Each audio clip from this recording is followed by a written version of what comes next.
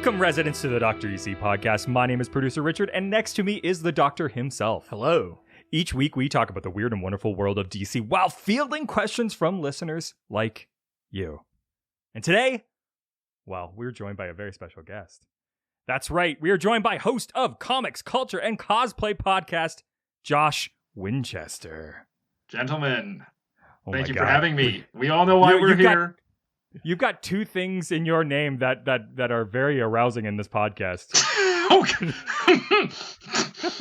just glad I didn't have any beer or water right now. Otherwise, I would have made a mess of things. I mean, to get the Winchester name into this, The Winchester, I know. That's a trigger for that's you. a trigger. And then we sexually harass one of our listeners named Josh. So it really just your perfect combination of two things we love. Yeah. Great. Demon hunters and sexual harassment. That's right. Suitably uncomfortable. Yeah, exactly.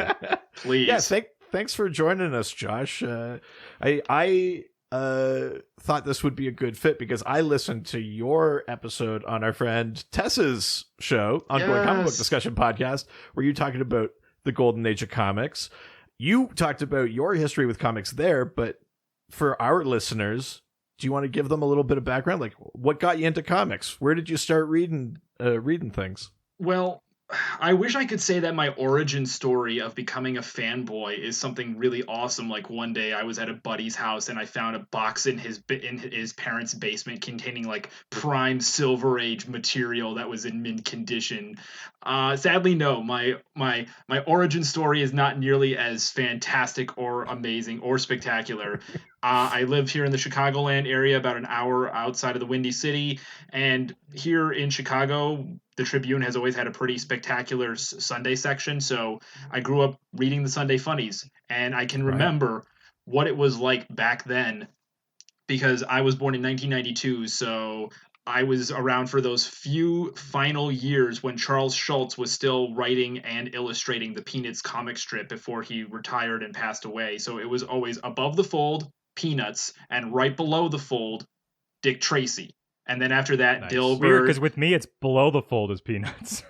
I mean, obviously it's different these days. But this was again in the early to mid '90s when Schultz was still one of the biggest names in the funnies biz. So it was.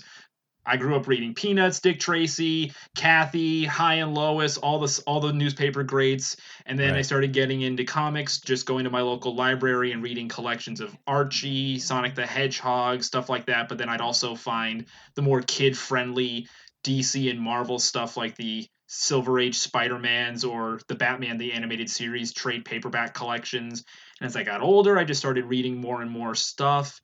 I think the first time I ever read anything that was like, quote, serious comic book material was in 5th or 6th grade when I finally had reached a point grammatically and in terms of like English development where I was like, all right, I'm going to tackle some of this bigger stuff. And I read Marvels by Kurt Busiek with art by Alex Ross and Kingdom Come written by Mark Waid with art by Alex Ross. And if that's most people, it's like Watchmen or Frank Miller's Daredevil, Sin City, Mouse, or stuff like that. But I argue that reading Marvels and Kingdom Come is still a pretty serious, heady trip, I think so. Yeah. I mean, those have earned their place, I think, in the sort of big kind of comic canon of like things you must read sort of thing. Well, if for anything besides writing from two very brilliant comic book scribes, those were the breakout pieces for Alex Ross. I mean, we all know his work. We see it at shows where you have to shell out like thousands of dollars for a framed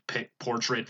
You can buy his art books offline or at shows. You see his covers in every comic shop across the nation.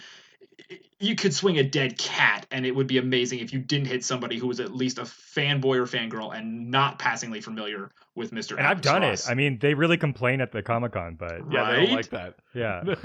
Well, especially if that cat happens to be Mr. Whatever that horrible cat's name was from the Cats and Dogs spy comedy film where they're like secret agents. Oh. Mr. Snicklepuss. Mr. or something like that. What a pull. Jeez. No, if I wanted a pull, I would have talked about The Big Comfy Couch. Ooh, oh, yeah. Great show. Yeah. I remember that one.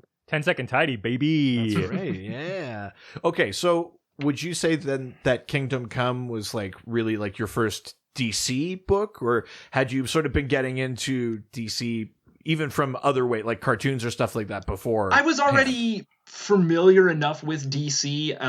So, you know, I grew up watching Batman, the animated series, when it was still on, even though I was really little and had no deep appreciation of it, but I saw what I liked. And then, of course, early 2000s, I watched every episode of Batman Beyond, and of course Bruce Timm's Justice League. And when Justice League Unlimited was on, I loved that. I was still so mad as a kid about the way it ended, but then I look back, I'm like, you know, for 2 seasons, that's actually not the worst way to end a cartoon. It's a pretty nice cliffhanger, you know, denouement sort of thing.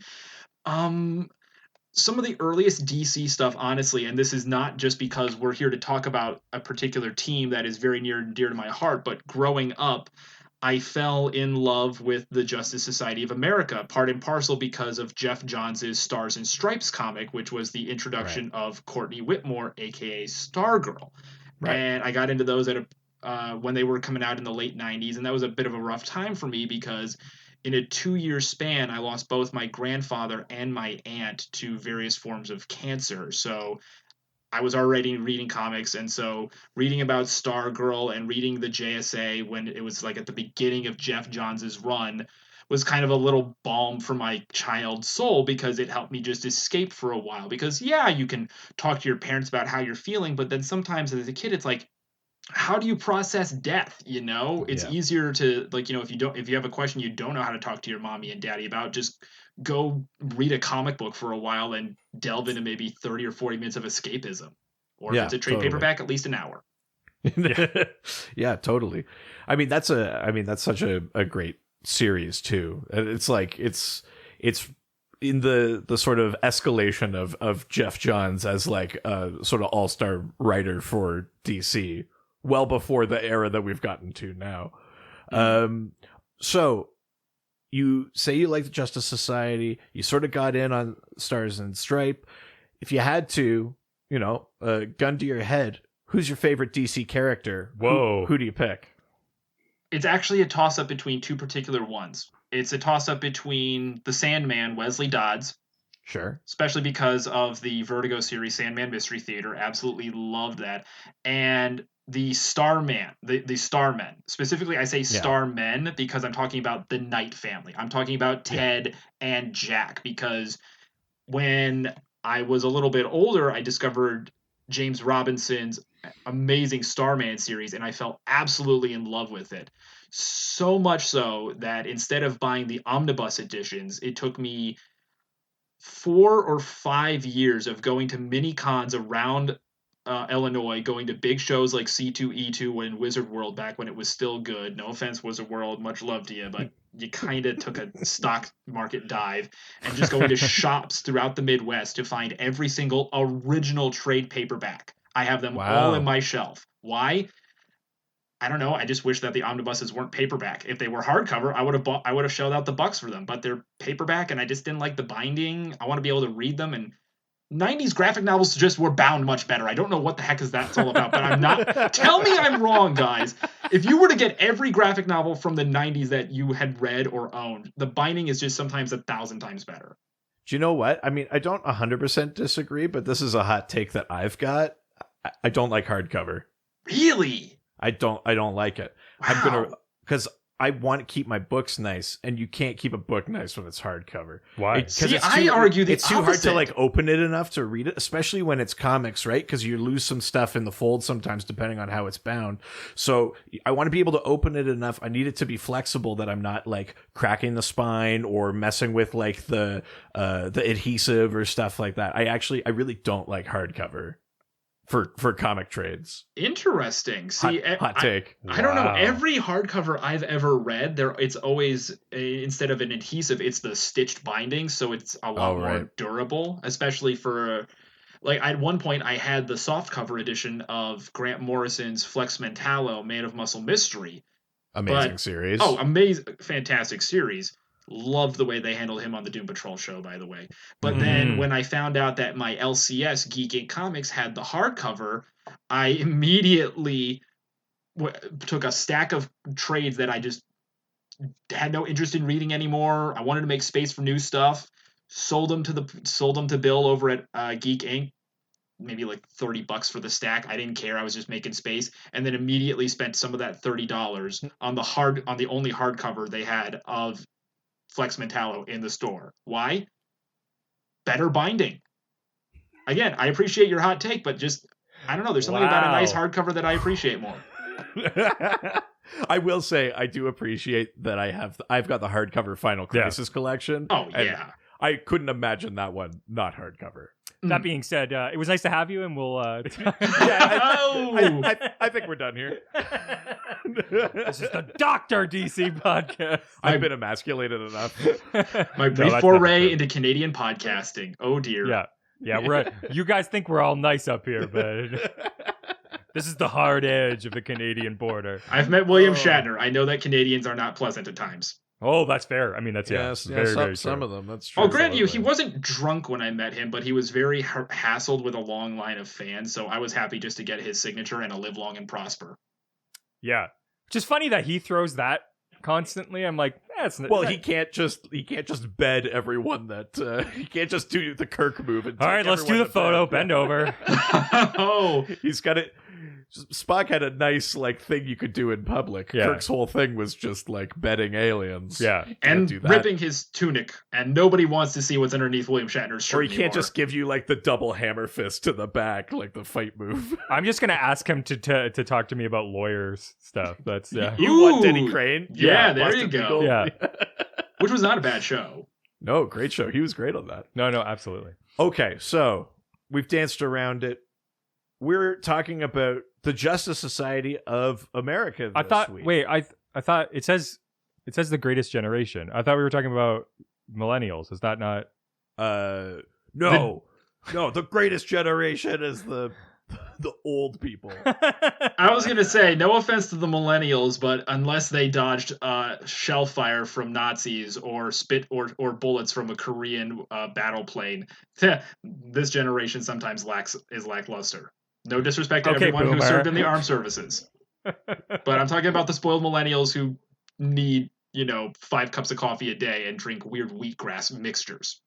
We're a couple soy boy snowflakes over here. Yeah, but this soy boy has logged a bunch of hours of Assassin's Creed, so I guess I'm also familiar with combat. For the record, gentlemen, I'm just joshing you. Puns intended. Very nice. Yeah, we're talking about the Justice Society of America. It's a team that comes up tangentially a lot on the show. We end up talking about a lot of especially character like Jay Garrick, who we also see on TV and stuff like that. We talk about Alan Scott a bunch or Carter Hall Hawkman, but the team as a whole and some of the more kind of secondary, tertiary members are the ones that are maybe have fallen a little bit more to the wayside. We don't always give time to. So I thought we're basically at, if not the kind of 80th anniversary roughly of some of this these podcast of some of these characters. Well, I think it is possibly of the team itself. It actually, I just double checked, and unless my math is wrong, it is the 80th anniversary of the team itself, because they showed up in All-Star Comics #3 back in the winter of 1940-1941. So if you cleave off the fact that it was a December-January issue and only December, 80 years of the JSA. Man, we are minutes away from this being the Josh Winchester DC podcast. I cannot wait. How dare you? I can already feel I will say, when I asked Josh to come on, I was like, is it a bad move to put someone on that knows more about comics than me? I had a brief moment. I was like, maybe I shouldn't ask him. I mean, I'll have to send you guys a picture later. I do admit that I have quite a lot of graphic novels. When I ran out of room in my bookcase, which fills 2 shelves, I spilled over into my closet, and that's even worse because I have my JSA Jeff Johns Omnibus Volume 1 in there, and if you guys saw the video I posted in a shrine surrounded by candles. Yeah. No, because I don't think a shrine would be big enough for that thing, because it is a fat book, and I mean fat as in EHHE boys, and not just F8. It's THICC. Yeah. Yeah. It's true. That omnibus is massive. Phrasing boom. Well, why don't we get into some of these questions? Because we had so many questions. We're not going to get to them all today. No, Okay. Totally not. When you say a lot of questions, are we talking like enough questions that it would fill an entire episode of Sherman and Mr. Peabody long? Enough to make an omnibus about. Ooh, goody, bring it. Yeah, let's just say this will be a thick episode. Yeah. Unlike the normal one, just because we're in there. Yeah. Come on. You guys are awesome. Oh, thank you. Oh, gee, I don't like this. This is too much positivity for this podcast. All right, fine. I'll be negative. Let's get in to the Facebook. Go to the face and the book. Go to the Facebook. You know what? Facebook. It's cleaner. I should drop the full jingle. Yeah. All right. First question comes from We've Only Just Dan Done, who asks, what is the story behind Thunderbolt? I feel like we don't see him very often. Yeah, I mean, Thunderbolt kind of fell by the wayside even in the Golden Age. Mm-hmm. Probably we've most recently seen him in Doomsday Clock. He was sort of a featured character of that series. But yeah, Josh, do you want to give the listeners a little background on Johnny Thunder, on Thunderbolt? I would love to. So Johnny Thunder is about as all-American normal dude as you can possibly get. Like every time he showed up in the comics, even when he was an old man, you know, he's wearing like these bright green checkered or just solid suits with a red bow tie. When he was a young man, he had like that full head of blonde hair with a big old gosh darn it all-American smile. So he showed up first in Flash Comics #1, January of 1940. So the same issue that gave the world Jay Garrick as the fastest man alive also gave us one of the funniest men alive. So Johnny's origin is that he is the seventh son of a seventh son born at 7 a.m. on a Saturday, July 7th, the seventh day of the week, the seventh day of the month of the seventh month in 1917. He is kidnapped by people from the country of Badnesia, which I feel that I gained a bunch of weight and I've got Badnesia. Oh, that's bad. So long story short, Badnesia is meant to be one of those South Sea islands that is obviously not real, but in DC, they've got every island, including and fictional places like Gorilla City crammed into their globe. So go there with what you will. And he is given possession of a fifth dimensional powerful being. We find out later that he's from the same dimension as Mr. Mxyzptlk, a pink lightning-haired genie named the Thunderbolt, or Yiz, spelled Y-Z, in a mystic ritual on his 7th birthday, which was originally intended to allow the Badnesians to use Johnny to rule the world. But instead, Johnny just eventually leaves and goes back to the States, living out a normal life, until one day he inadvertently summons the Thunderbolt with the magic word "see you," which is pronounced "say you" according to the interwebs. And so after that, he is able to fight crime with the help of his pal, the Thunderbolt. Basically, it's like the relationship. This is my favorite thing about Johnny Thunder. It's not like Shazam. He doesn't say you and then become the Thunderbolt or something like that. He just says say you and then he says, go fight them. He's got like a genie slave, basically. Jeez. Well, it's like I joked once with somebody that it's basically an Aladdin genie relationship, but not limited by 3 wishes, and you don't have Robin Williams singing and dancing his way across your movie screen. Yeah. And he never sets him free. Well, the thing is, though, the relationship between Johnny and the Thunderbolt is less of master and slave and more like two best friends, because it's true. Like, if you look at, for example... I think that's what they used to say about the South. Yeah, they're really more of like, they were all just a big group of friends. Oh, no. Okay, we're not going down that route. But if you want an example of just like the relationship between Johnny and the Thunderbolt, years later when he shows up in Jeff Johns' run of the JSA, and there's this whole plot involving him apparently being afflicted by Alzheimer's, which leads to the Thunderbolt being passed down to it accidentally being given to Jakeem Thunder, who will be showing up on the next season of Stargirl. So excited about that. But the first time they see Johnny, the Thunderbolt's like, Johnny? Master? it is you. And he's like zipping around all happy. It's like, okay, you can't, that genie has free will. So he's clearly happy to actually see his old blonde-haired buddy. Did you hear what he called him, though? Well, like, obviously, Johnny it's this... Master. Okay, to be fair, the genie also called Aladdin and Jafar Master. The difference being that one is a goatee, bearded ass butt who tried to take over Agrabah, and the other is a street rat that saved the day. Yeah. Wow, hot take. Jafar's a bad guy. Okay, so here's another thing that I really like about Johnny Thunder. Well, maybe not that I really like. I just find it funny. No, you like it. Tell us what you like about it. Johnny Thunder was, like Josh said, he was this character that was in like the backup stories of Flash comics. Yeah. Until they created Black Canary, and then Johnny Thunder just was like, they were like, see ya. And he just got fully like kicked off the book. No, it's no say more. ya. Say ya. Oh. Okay. But Richard. I think this is what I'm here for. I think Johnny eventually becomes the Thunderbolt. No, more specifically, and this ties into what I was mentioning before with that JSA arc from Jeff Johns' run. So the Ultra Humanite plugs itself into Johnny's brain, and then by pretending to be Johnny, forces Jakeem to give up the pen, which, because a pen has liquid in it, that acts as the lamp for the Thunderbolt. Right. Takes over the world. Eventually, the only way to get the Humanite to be defeated is to forcibly separate the Thunderbolt from Johnny, and they inadvertently are starting to kill him. So Jakeem, and this to me was like one of the most selfless acts I'd ever seen in a comic book, aside from when the android Hourman willingly takes Rex Tyler's place so he can have his life back with Rick and his wife. Mm-hmm. He wishes that the Thunderbolt could save Johnny. Now, when you say save Johnny, that's a wish that is very nebulous. So the Thunderbolt is able to interpret that as you will. So what does he do? He bonds himself with the soul of his former master, which is why at the end of Doomsday Clock, Johnny becomes Johnny Thunderbolt again, because he is literally the Thunderbolt now. Yeah.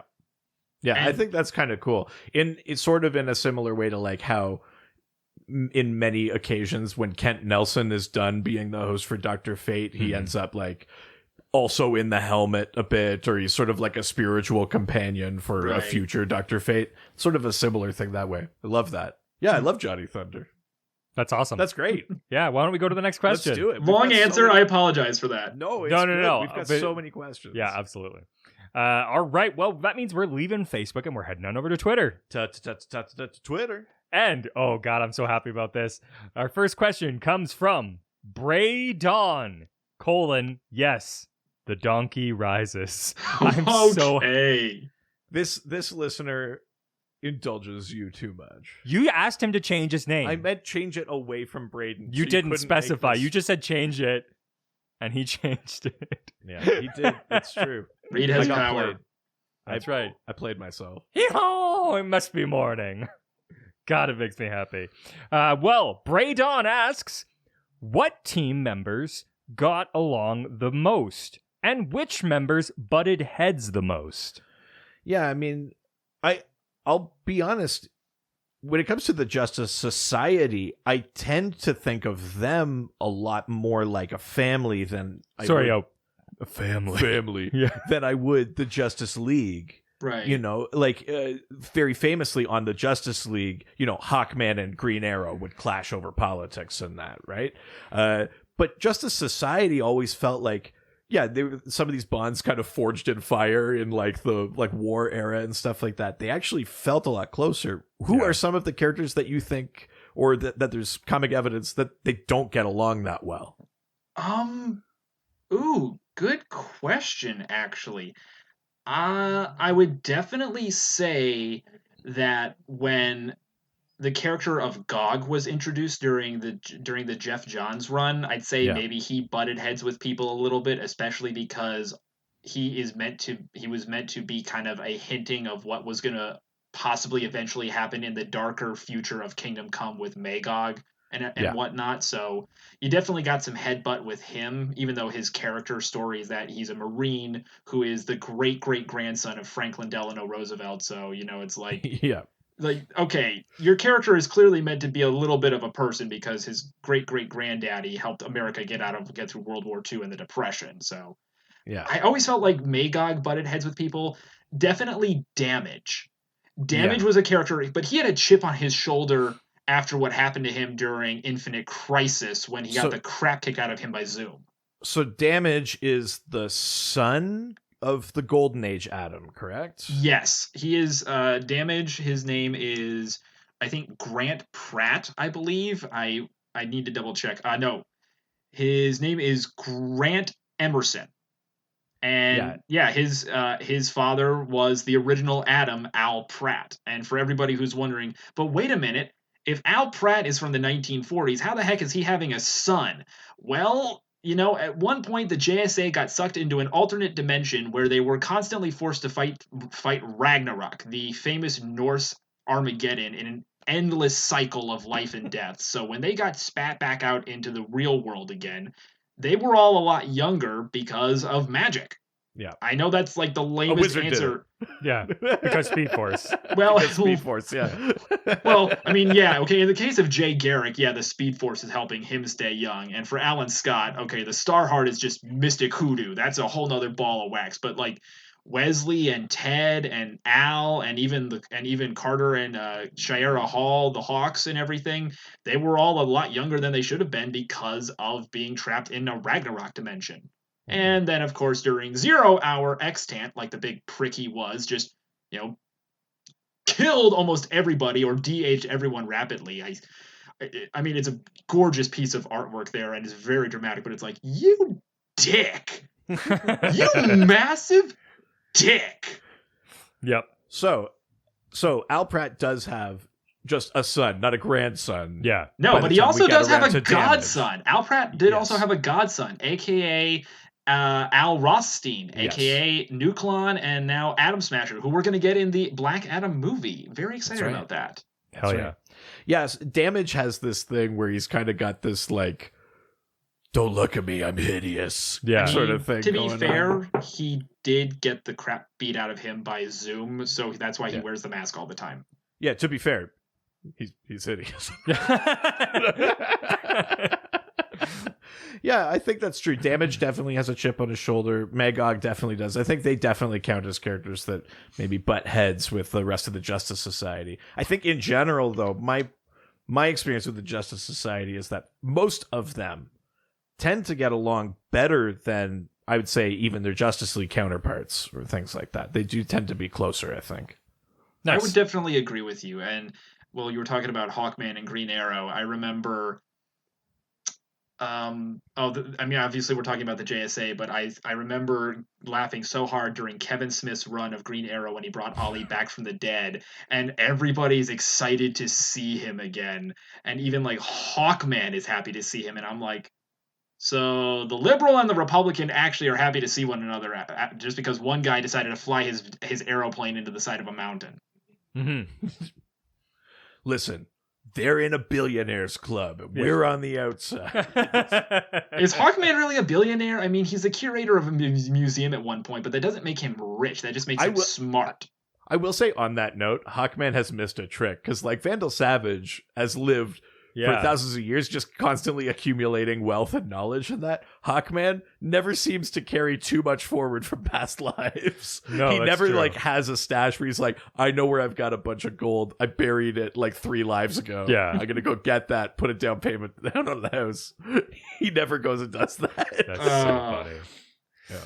All right, well, let's go to the next question. Let's do it.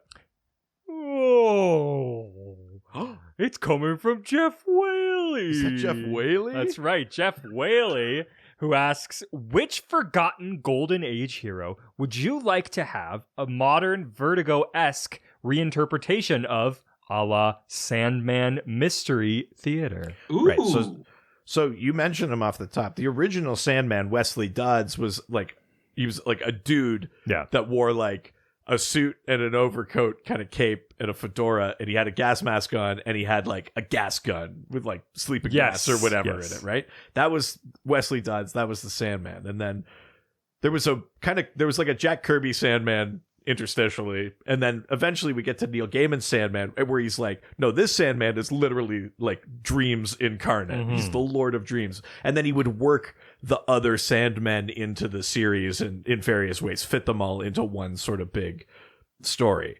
So what's another character from the Justice Society? Maybe we can each pick one for this that we think deserves like a treatment like that. I'm going to let you guys go first because I have a funny feeling we might all have a similar pick, and I don't want to act because I've got a couple in my mind right off the top of my head, but I don't want to say one that it's like stealing your shtick. Sure.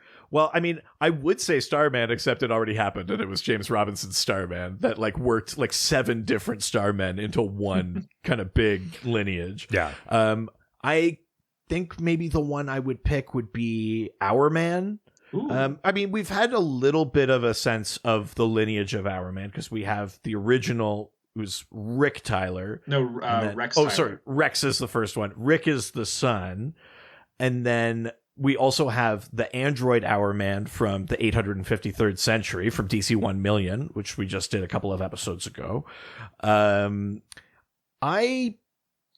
think I'd want like an Hourman one where maybe in the way that Sandman tied it into like the Lord of Dreams, maybe for Hourman you tie it to like Kronos or like a Lord of Time. Not Kronos like the Atom's like arch enemy, but Kronos like the Greek Kronos. Maybe you tie it into like a Lord of Time where it's like they're, you know, he's bequeathing a sliver of his power, so it only lasts for an hour or something like that. And they become kind of part of this big sort of like tapestry of time. Like there must always be an Hourman or something like that. See, I like that, but you're forgetting that Hourman showed up in the Vertigo Sandman Mystery Theater series, like as a side character. So my thought is, why not just, if they were going to do a spinoff now, just pick up where that left off? Because could do that, but then it wouldn't be my idea. No, and your idea is great. I'm just saying if you already have something out there that's like a minuscule amount of something that you can use for a foundation, build off of it. Like your idea I love. Take that foundation that Vertigo laid down, take your idea and just keep building that house. I like that. Hell yeah. Yeah, Vertigo. I know that you're all shuttered up now. You're all closed up, but reopen for me. Yeah, for me. Yeah. And Richard, do you have one? Yeah, absolutely. I'm gonna go with Dr. Midnight. Oh yeah, hell yes. Okay, but which one would you do? Charles McNider, Beth Chappell, or Pieter Cross? So Dr. Midnight, for those listening who might not be familiar, I should have done this with Hourman. Hourman has a pill called Miraclo. He takes it. It gives him an hour of like strength and durability and endurance and all that kind of stuff. Wait, don't we already have that? It's called Viagra. Well, yeah. If I took actually too many Enduro, and I had to call my doctor. I was Hourman for 4 hours. I had to go to the hospital. Heyo. So Dr. Midnight, both Charles McNider and Peter Cross are they're like physicians, but they are blind. In different ways, I think, in different origins, but they would have things like Peter Cross definitely had things like blackout bombs and stuff like that. They essentially have reversed vision. They can like see in the dark and not in the light. But other than that, relatively regular people, not like other super couldn't fly or stuff like that too. So what would your Dr. Midnight pitch be? I think my sort of direction would be sort of, instead of like blackout and sort of blindness and things like that, it's more of like they actually like represent the darkness itself. Sure. And so especially when you're engaging with characters, like you could engage with like Batman a lot and or Obsidian. But you actually are sort of like the darkness, and sort of and you could do a whole story about sort of finding the balance and the light. And I mean there's lots of characters that can sort of move in and out of that realm. You've got all sorts of characters that manipulate shadows and that, like also Shade or Shadow I think, Thief or Nightshade or there's an opportunity to also sort of tell a story from sort of like all of these characters use me, but I'm the one who's really like shielding them. Right. So it's like Batman thinks that he's using the darkness, but the darkness is actually but Dr. Midnight was born in it. Yes. Molded by it. Yeah, exactly. Yeah. Didn't Tom Hardy's Bane already make a crack once about being born in the darkness and being molded by it? Exactly. Ring ring, Warner Brothers calling. They want to sue you for stealing their shtick. I think I'm going to add one little thing to your pitch. I think Dr. Midnight should have a series where he comes to the Yukon in the summer and his power and his ability is useless because it's sunlight always. Yes. That's amazing. I love it. All right, so Josh, what's yours? So Sandman Mystery Theater already happened, Starman already happened, and even though that was mainstream DC, it still had a lot of Vertigo-esque elements in it. Mm-hmm. So I would argue that it is a Vertigo-adjacent book. I would really like to see, if not a long-form series, like because Sandman Mystery Theater ran for I think 40 or 50 issues. It ran for a while, plus a couple of annuals, if memory serves.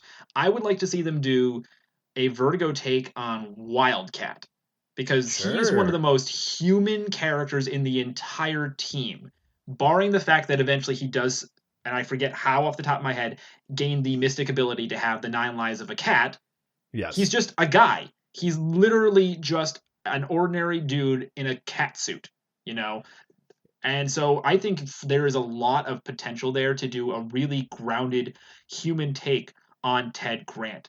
And not like taking away his background of being a champion boxer and stuff, but building off of that.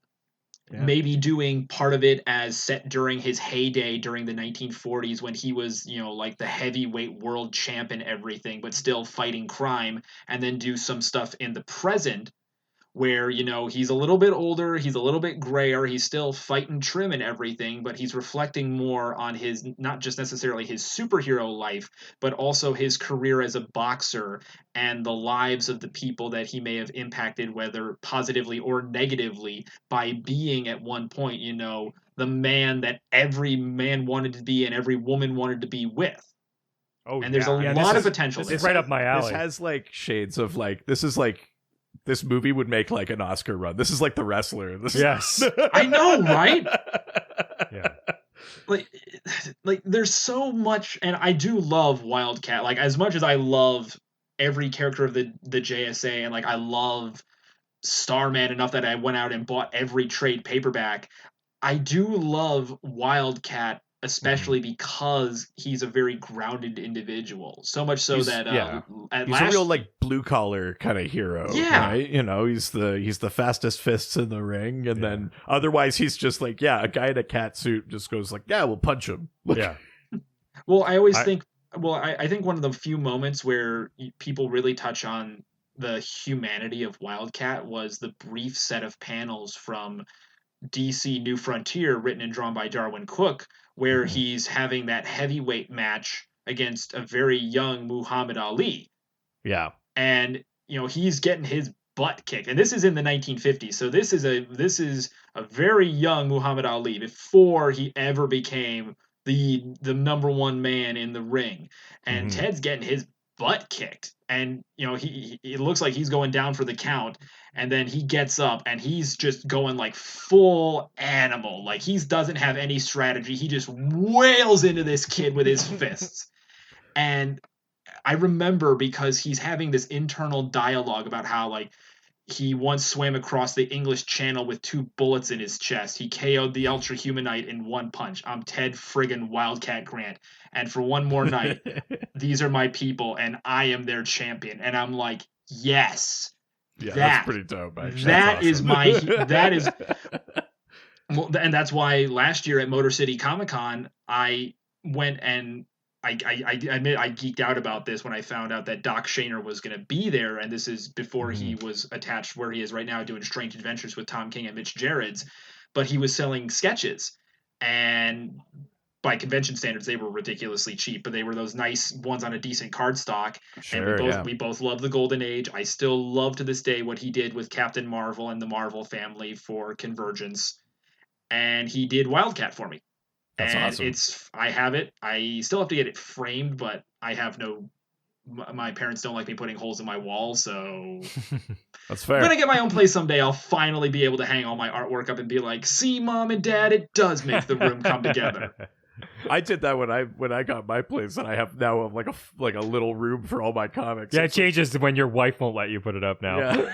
Yeah. See, I like to think the future Mrs. Winchester will be just as nerdy as me and be like, okay, honey, if can I put my George Perez sketch next to your Doc Shaner? Sure, babe. Oh yeah, keep dreaming. I will. God, with a last name like that, I'll be Mrs. Winchester. Easy now. Yeah. You're not my type. So just tell me what I need to do. Oh God, I'm not even going near that. More questions, please. I am looking forward to your Wildcat for all seasons. That sounds great. Ooh, yeah, basically, yeah. See, I love that. Yeah, I like Wildcat for all seasons. Loeb and Sale might argue against that subtitle. So, what about Wildcat Ring Life? Oh, okay, yeah. Yeah, you wanted to play off. You wanted to play off the boxing element. Of course.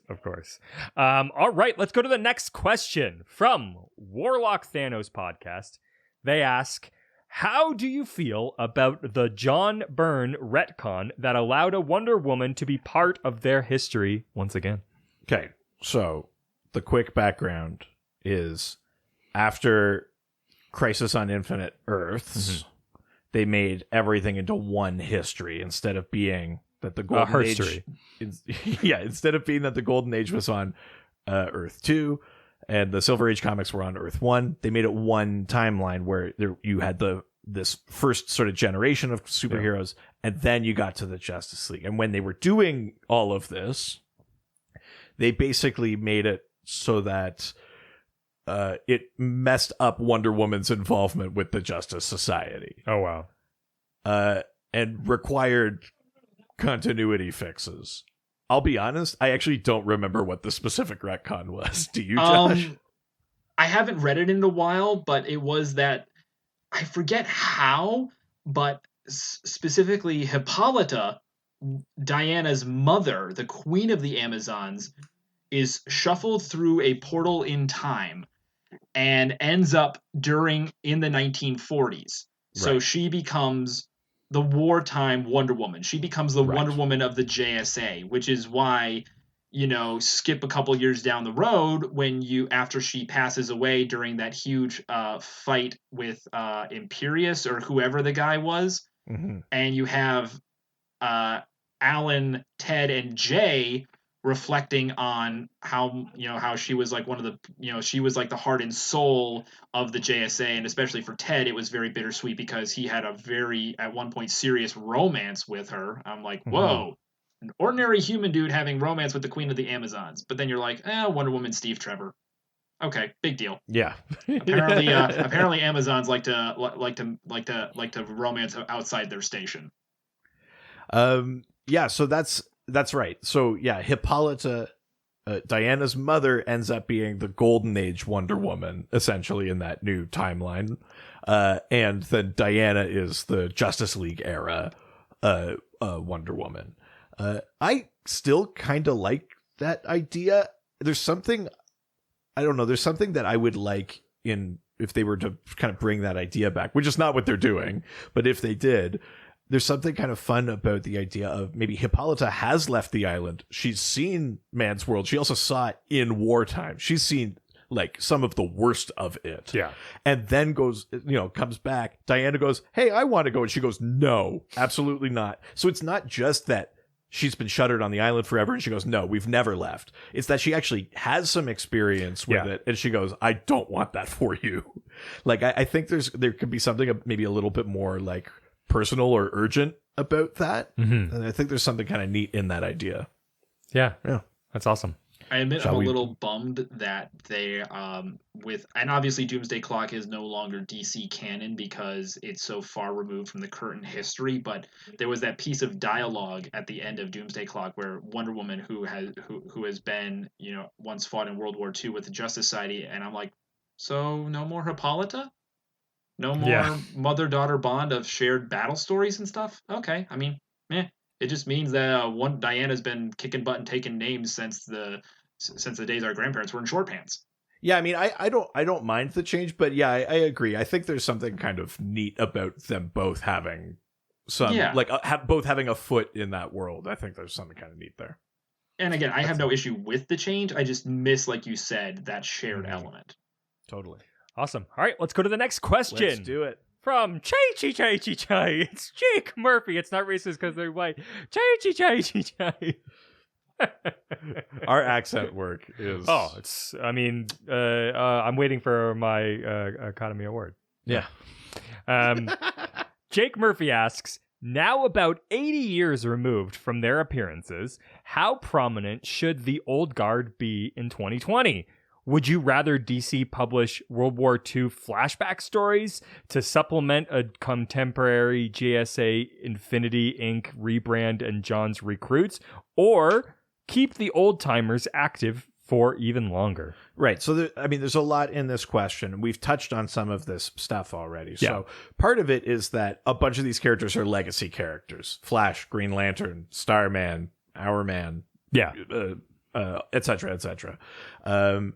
In the John's run, the JSA becomes not only the team that features some characters like Jay Garrick and stuff like that, it also becomes the team for their what do you call them? Predecessors? What's the opposite? Oh, successors. The people that come after them.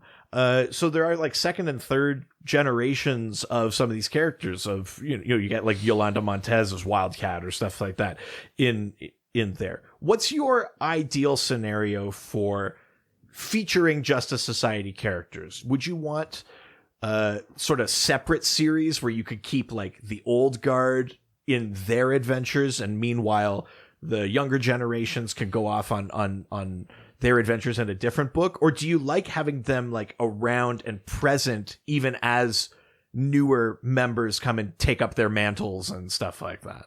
See, they already tried that temporarily with JSA All-Stars, where you had two different JSA teams, and I didn't dislike it, but I didn't enjoy it as much as I feel I could have. So now this is my take on it. You have two different JSA series. One that is flashback stories to help fill in the already very massive history of the team going back to the golden age in the 1940s and everything that's been there since. But do also have a new JSA series with, if not the same roster that was around during Jeff Johns' run, but, do bring in, you need these three guys as your bedrock, as your elder statesman of the JSA. You need Alan, you need Jay, and you need Ted.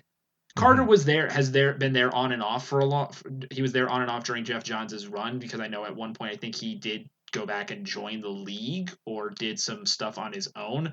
But you need Alan, you need Ted, and you need Jay to be there to offer not just your typical mentor-mentee wisdom, but because they are also formidable characters in their own right. And that's not to say that Yolanda Montez can't hold her own in a fight. Oh, gosh, golly, no. That gal is a Spitfire. You don't mess with her. You don't mess with Courtney Whitmore. You don't mess with Atom Smasher, especially after he pulled that plane out of the sky and stepped on the Cobra terrorist leader.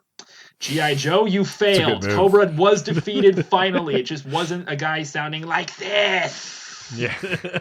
But you need, honestly, every time I go back and read the Jeff Johns run or even the 90s stuff, like the Len Straczewski, Mike Parabeck miniseries, screw you, Mike Carlin, for canceling that, by the way. You're a bastard. You have to understand, Len Straczewski was my professor at Columbia College Chicago, so I have a very soft... Cool. The stories that guy told about messing with Stan Lee at Comic-Cons. Oh, wow. And That's also amazing. Being friends with Jack Kirby in the last few years of his life. Apparently nobody wanted to hang out with Jack and Roz at Comic-Con. I'm like, what the hell? Yeah. That's wrong. That's so damn wrong. But anyway, you need Alan especially, because the man is willpower personified. Everyone's like, Hal Jordan is the greatest Green Lantern of all. Yeah, but if you've seen what Alan can do with a power ring, it's 1,000 times more up a level than just the stuff that Hal has done over the years. I mean, you want a great example. Think about Kingdom Come. It's not Hal who is merged with a power battery and has become the ultimate Green Lantern. It's Alan who is literally sitting in space wearing a suit of armor that is bonded to his battery, maintaining a orbiting space platform called New Oa. Mm-hmm. That alone tells you something right there.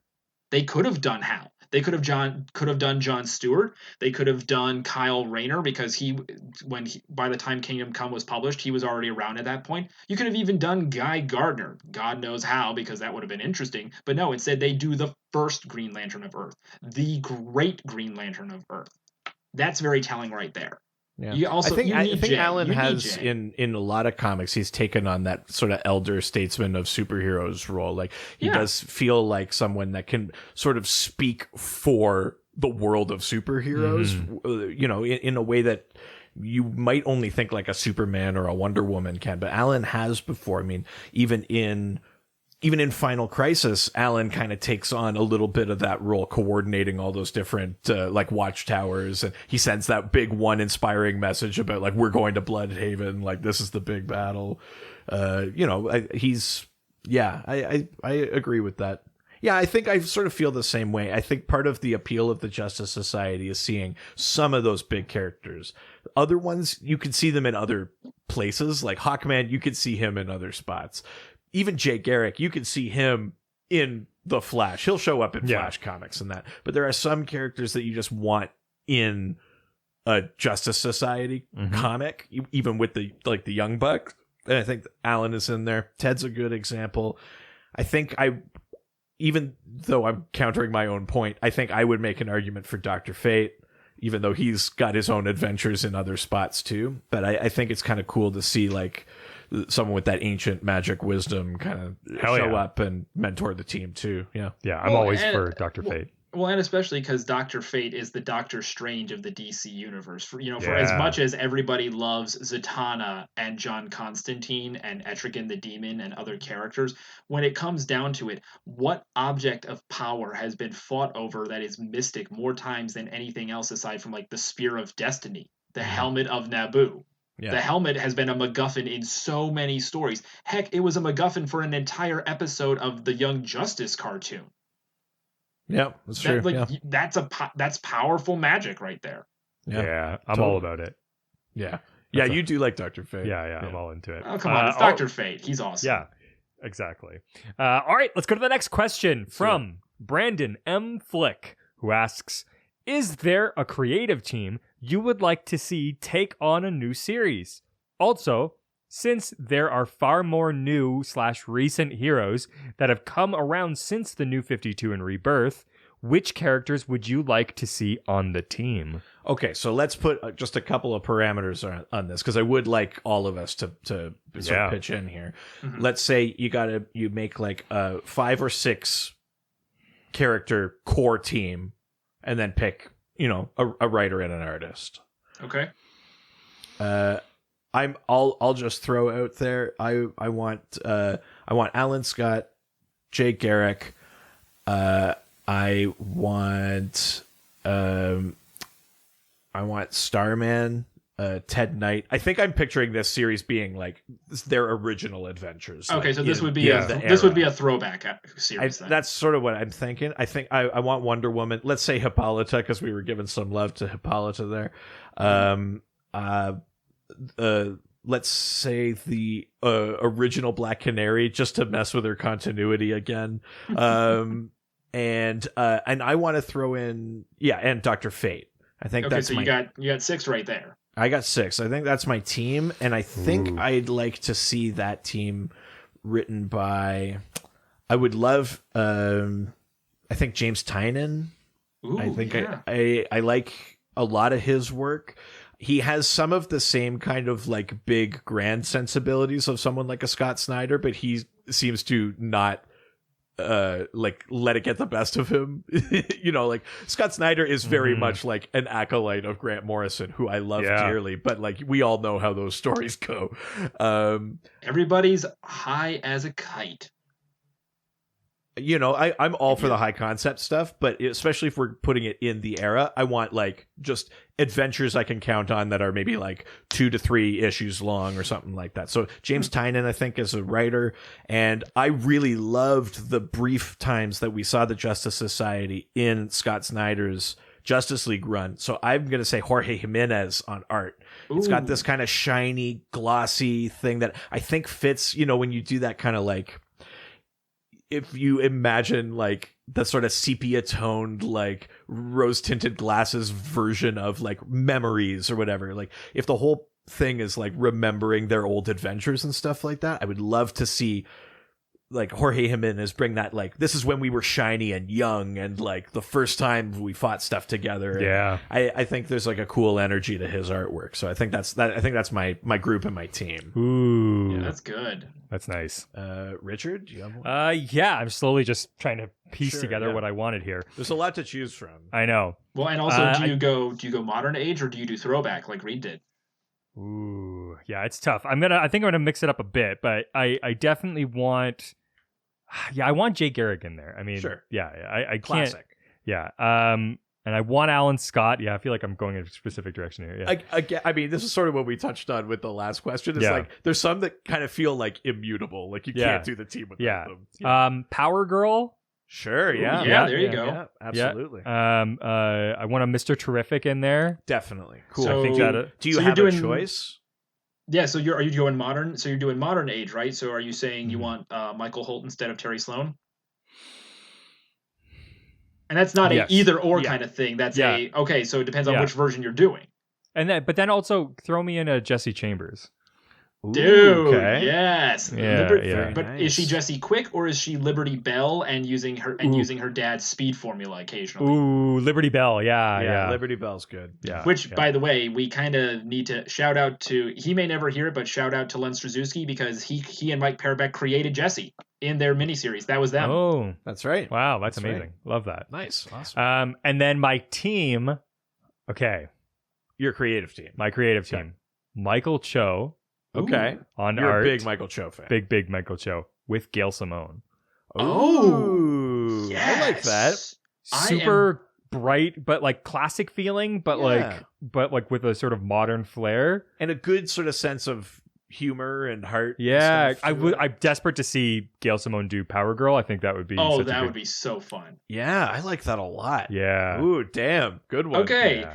All right, Josh. All right, then. I clearly have to step up.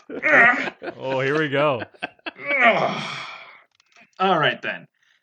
So, I have actually thought about both. Not because it's a JSA episode and I'm trying to swing my big nerdy pelvis around, but because I actually have thought about this in the past. So, I have formulated this in my mind. So, for a throwback book, I would keep Alan and I would keep Jay, because you need that power combo right there. It's like when Wolverine and Colossus do a speedball special. You got exactly. You got two powerhouses right there. Alan and Jay are your powerhouses. You got them.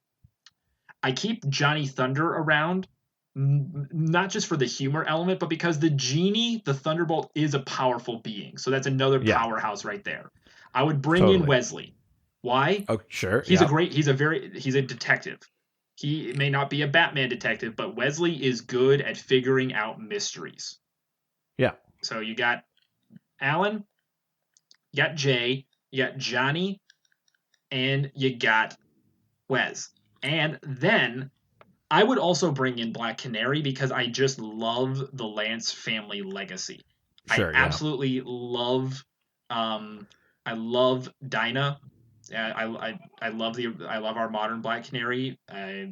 Journey Smollett Bell killed it in the movie. Yeah. But I absolutely also dig the original Black Canary, who had no powers, who had a sweet left hook, and tooled around on a motorcycle, leaping into the fray, fists flying alongside like these literal gods. Yeah. And it's hard to not respect that kind of human element. Yeah, sure, totally.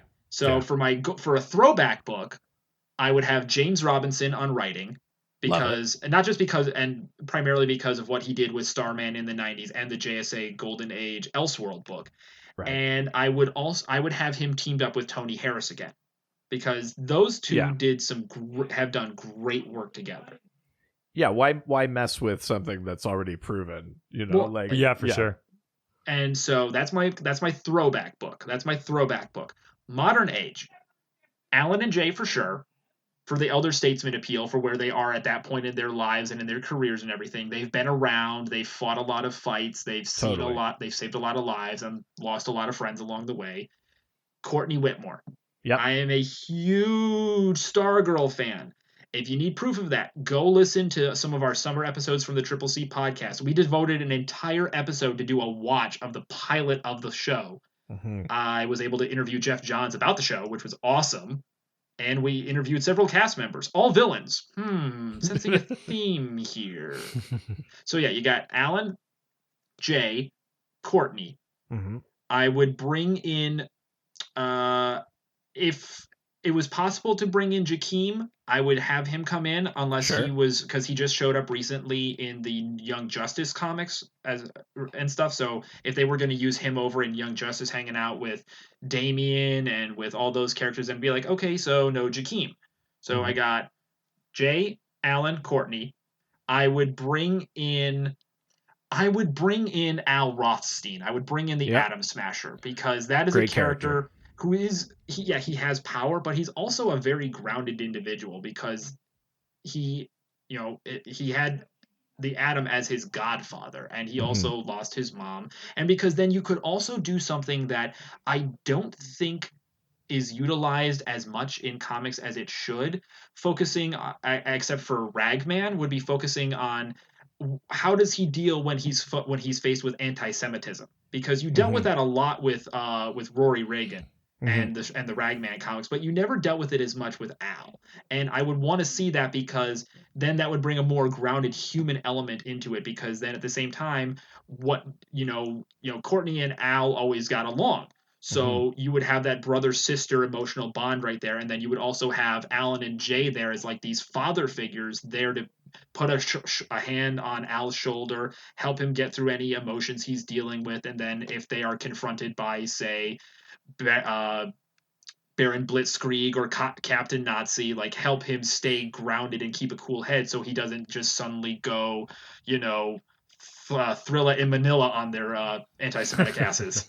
Yeah, totally. Which would not be opposed to see some ass kicking right there, but you do want to make sure that the guy who can grow to the size of a skyscraper doesn't cause civilian damage along the way. Fair. So you got Al Rothstein, and then for my fifth person, I would have either, depending on how you wanted to go, I would have either Beth Chappell or Peter Cross for my Dr. Midnight.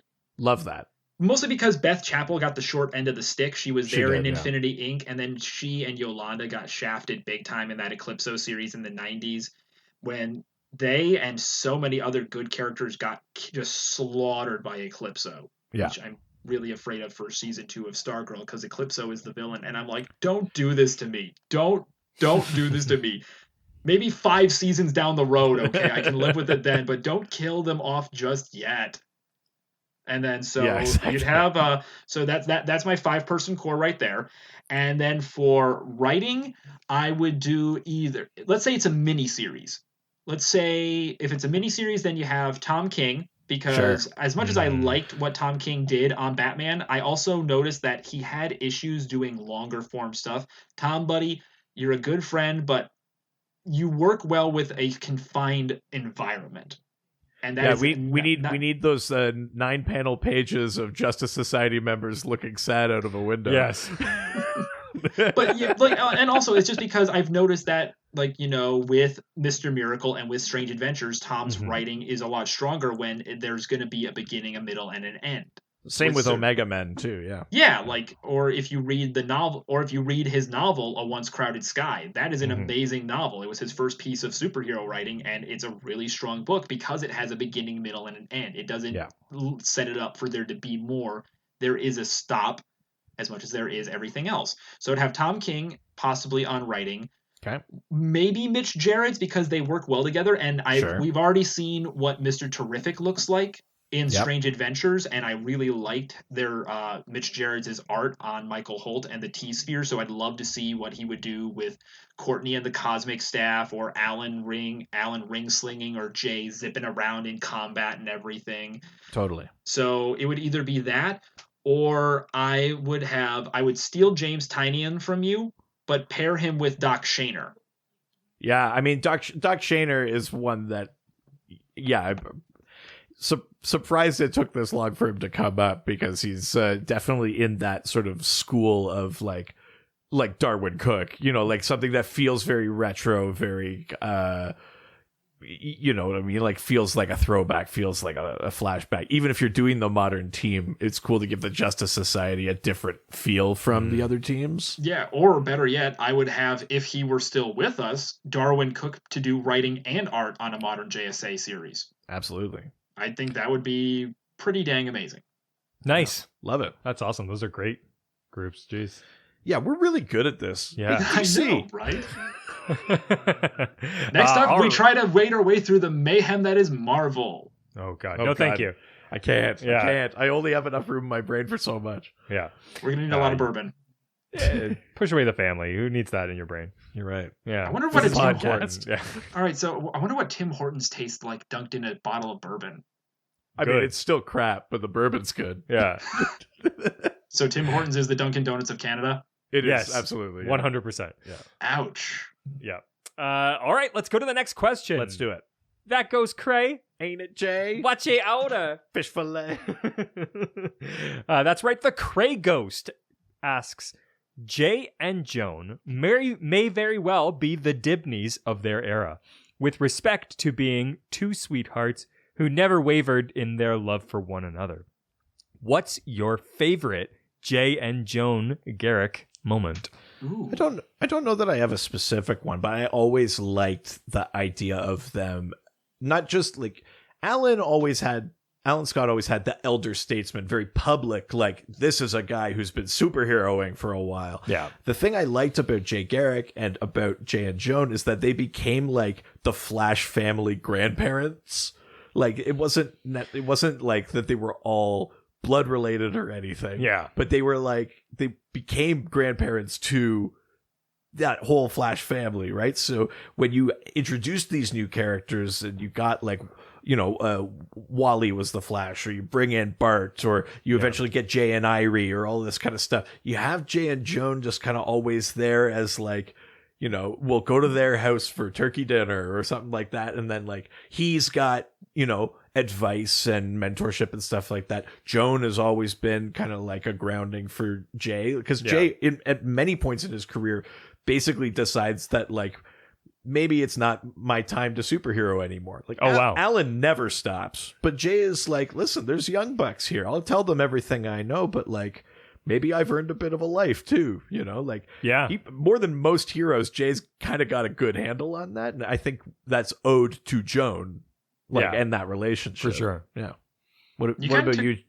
You kind of took the words out of my mouth for the generalization of the Jay and Joan relationship. But one really sweet moment that I remember was, and I know we keep bringing up the Jeff Johns run, but that's just because that's where he did bring in a lot more aspects of like the family and everything. Yeah. Was the arc involving, it was like right near the end of his first run, involving the Gentleman Ghost, when like these ghosts from everybody's past were popping up, and poor Joan has this huge fright because the ghost of her dead father shows up, and he's like, you'll always be my little girl, and she is flipping out, and Jay is there to be that comforting shoulder for his wife to cry on and wrap her in a big hug and be like, it's okay, honey, like don't worry, nothing is going to hurt you. And not like she's a weak woman needing to be protected by a man, but because it's that very sweet husband and wife bond of many years of being together, losing loved ones along the way. So when like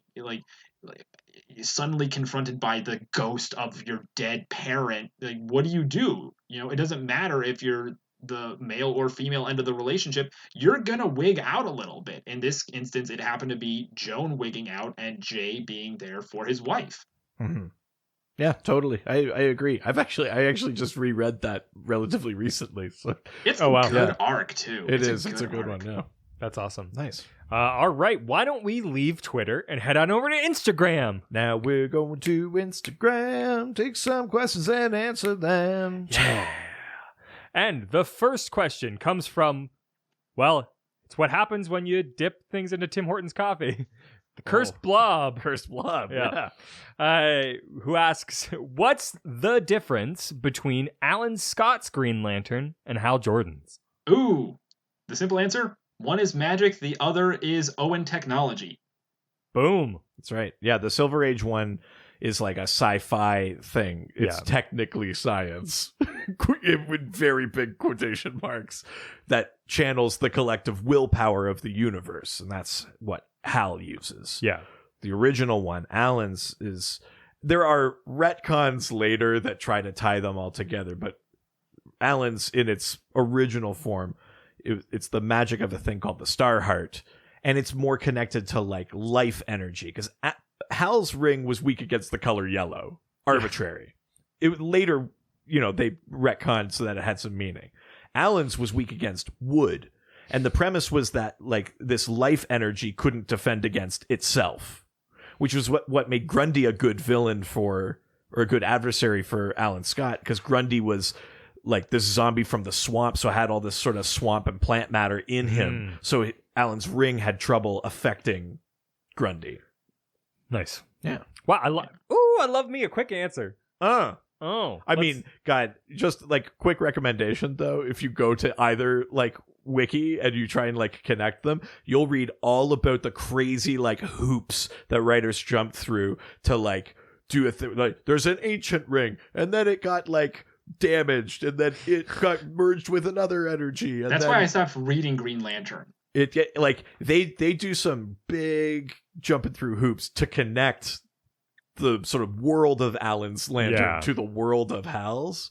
It's kind of neat if you want to go through it, but it's sort of nice to just keep them in their own little thing. Yeah, exactly. Yeah. It'll save you the migraine and a bottle of aspirin.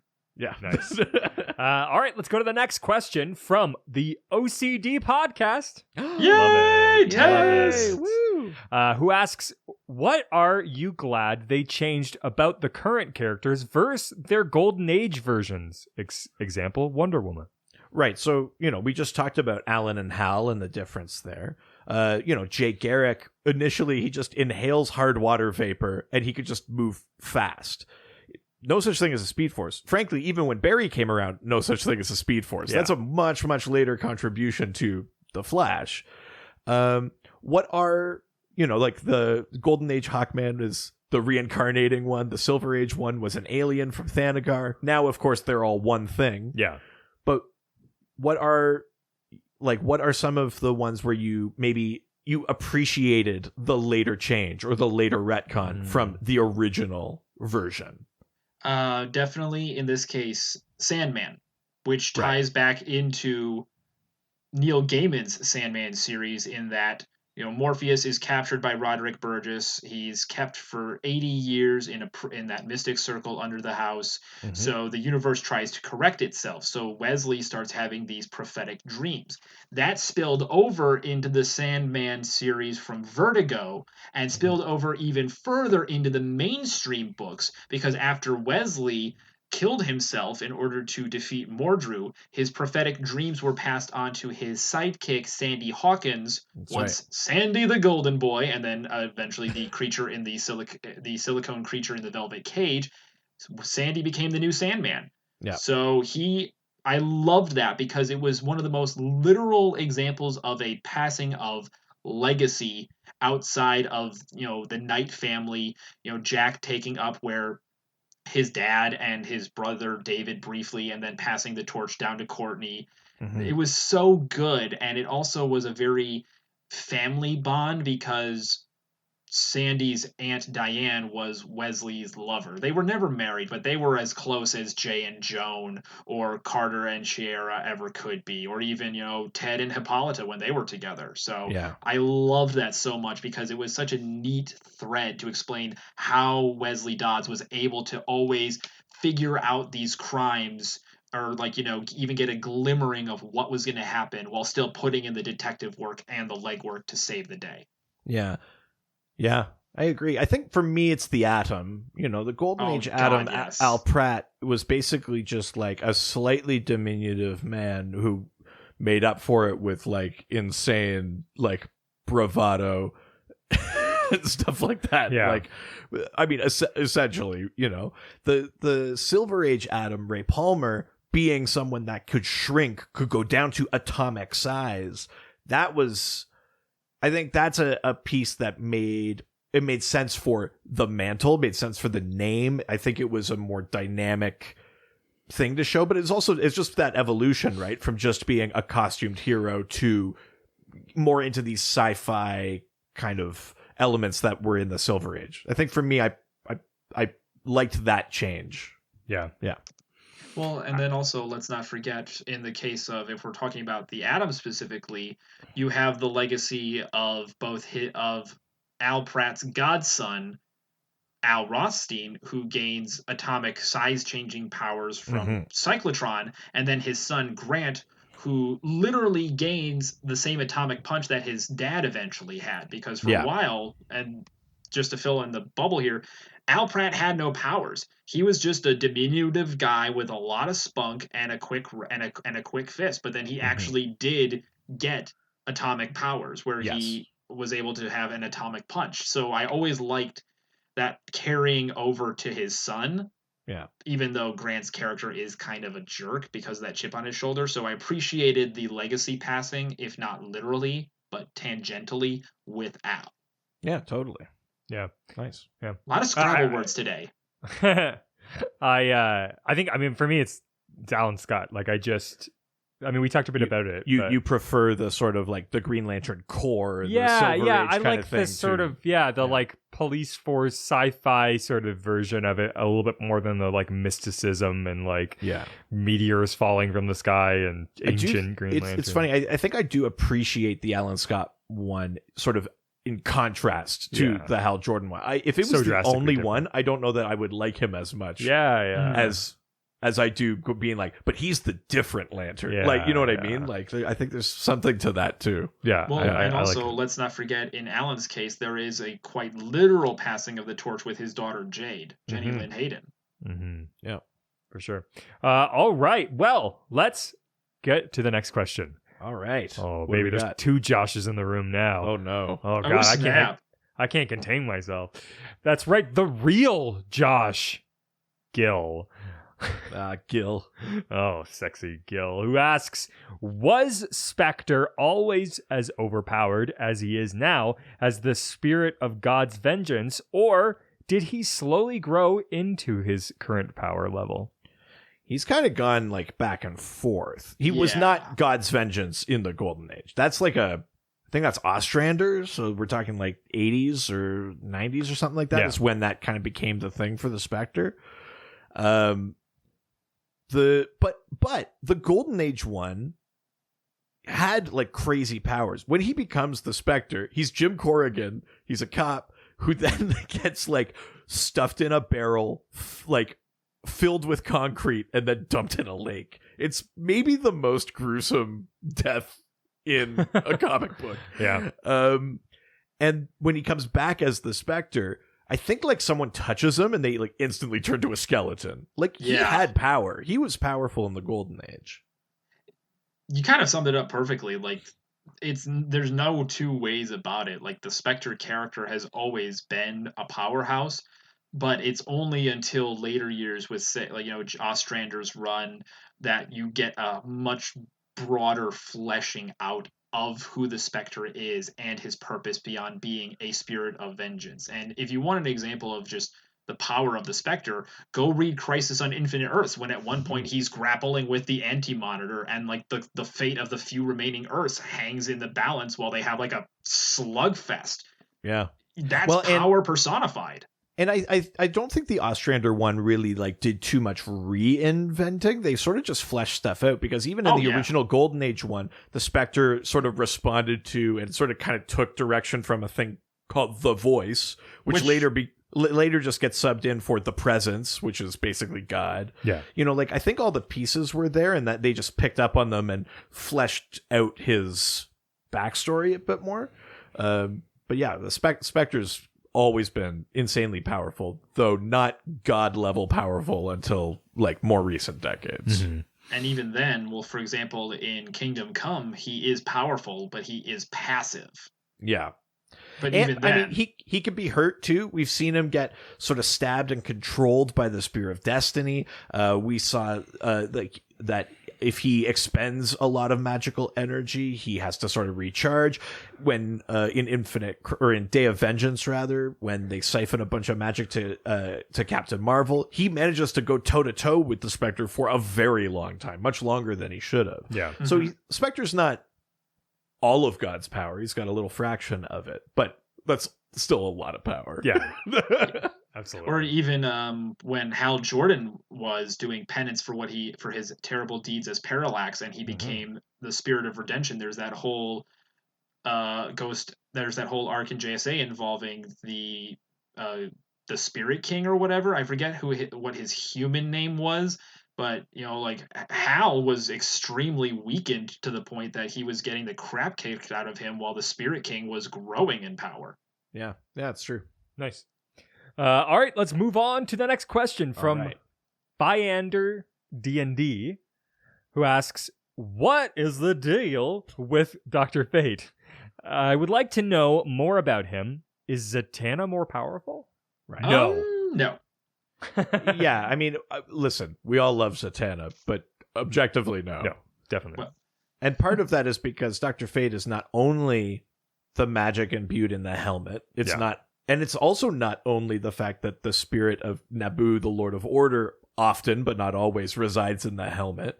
It's also that, for the most part, the hosts, the people that put on the helmet, and kind of like in conjunction with Naboo, become Dr. Fate, are like magical conduits or have an affinity for magic or things like that. Like there's sort of like 3 levels of magic going on with Dr. Fate, right? Now, Josh, do you have a favorite incarnation of Dr. Fate? Because it's a helmet, because it can get passed on, because spirits can inhabit the helmet. There have been many different versions. Do you have a favorite? Obviously there's going back to Kent Nelson, the OG Dr. Fate. I always enjoyed him, and especially because his comics in the 1940s were a lot of, strange and weird stuff at times, the kind of things that you would have even probably seen from the EC books like Tales from the Crypt. I didn't dislike Jared Stevens. Eric and Linda Strauss was good, but they were a little too short-lived. And then when Inza took over for a while. I like that. Jared Stevens was enjoyable, but it was way too grunge. And I have nothing against grunge, but I liked that he turned the accoutrements into physical weapons. But I was just like, this dude looks more like he belongs in a rock band than saving the world, because he had like the crazy hair with the red streak in it, the Ankh tattoo on his face, wearing the extreme 90s. Yeah, like so for me, if I had to pick, it's a toss up between Hector Hall, who was a really amazing Kent Nelson, a really amazing Dr. Fate, or the original. And that's mostly just because there's been more written about him. Like Kent V. Nelson, who was the original's grandnephew, didn't really get a lot of love. And then you had Khalid Ben Hassan, who is the grandson of Kent Nelson. His series was good, but it just was so short-lived. And then you had Khalid Nassour, who was the Dr. Fate of Earth 2 in the New 52 run. He was good, but they didn't use him that much, so it was very minimalist. There wasn't a lot to go off of. Whereas with Hector Hall and Kent Nelson, you're talking about way more material to work with, and in terms of like people want to use that character more. I will say the sort of recent run of Justice League Dark did a good job, I'd say, of satisfying people's want to see some Kent Nelson in there and sort of have like some of the OG Dr. Fate stuff, and then also bringing in that Khalid bin Hassan and bring him in as like, no, you are the new Dr. Fate. Kent's around, you've like there's a legacy at play here, but it was neat to see that book sort of pick up where that Dr. Fate sort of series had left off and bring in that character again. Yeah, that's awesome. I will say I have this memorized because of how much I loved it, and I went and bought it off of iTunes, the Absolute Justice episode from Smallville with the JSA. That scene, I forget who was it. I'm looking this up really quick. The actor that was playing Kent Nelson on the show, just that little monologue he had where he pulled the helmet of fate out of that bowling bag, and it's like, please, Naboo, don't whisper. Brent State as Dr. Fate, and he's like, please, Naboo, don't whisper too loudly. Don't show me what could be or could not be. Fate is a fickle thing. And then the helmet like morphs itself around him, and you get like that gorgeous transformation where the costume like morphs around his body. Oh wow! It's a pretty cool. It's a pretty cool effect. I don't particularly love the final costume from that Smallville Dr. Fate, but that moment is pretty dope. Yeah. Also, just before we move on, what could Dr. Fate do? Basically anything. He's like the most powerful magician in the DC universe. Yeah. He's a Lord of Order, and he basically channels the magic of the Lords of Order. He's wildly powerful. It's like awesome. Take everything that Dr. Fate can do and dial it all the way up to 50 for Dr. Fate. I mean, Doctor Strange is powerful, but the Dr. Fate... Yeah, sorry. I was like, wait a minute. Nope, I said that wrong. But yeah, like Doctor Strange, he is powerful. But, you know, take everything that he can do, dial it all the way up, and boom, there you go. Wow. Yeah. And just dope costume. One of the best costumes in all of DC. Oh, yeah. I mean, gold and blue. I pray for the day. It's also, Go blue. We're gonna see him in the Black Adam movie. Really? Oh baby. We're talking about the color blue. Fine. All right. I'm gonna do a always blue, Silicon Valley. Nice. So good. I just re-binged that, so that is still fresh in my mind. Very good. All right. Next question comes from the Jess, who asks, what type of retirement plan do the Gold Agers have? Did they save enough? Healthcare? Well, I mean, we sort of talked about it with Carter. I mean, Carter has no plan at all. Never stashes anything away. Never goes back to grab something from a past life that he just get a safety deposit box. He doesn't do that at all. No. A bunch of the JSAers, I mean, the funny thing is, they've been aged and de-aged so many times that if they had retirement savings, they'd be like, this would get me to 90. And then they get de-aged like 40 years. They'd be like, shit, I need like another like 60 years of funds. Like, no, my whole plan. Jay and Joan were always shown to be living that comfortable middle-class suburban lifestyle, so clearly they were always okay. Alan Scott is still running his media empire, so he's fine. He doesn't have to worry about anything. That man is like, he's like Walt Disney. He has money to spare. He's very, very wealthy, I mean, Ted Grant, you know, he was the heavyweight champ, but you got to imagine that, like, you know, boxing's wildly corrupt, and even though Ted can hold his own, you got to imagine that a manager took advantage of like, you know, like a Don King sort of situation happening. He doesn't have the full amount of money he should from all of his days as like a title guy.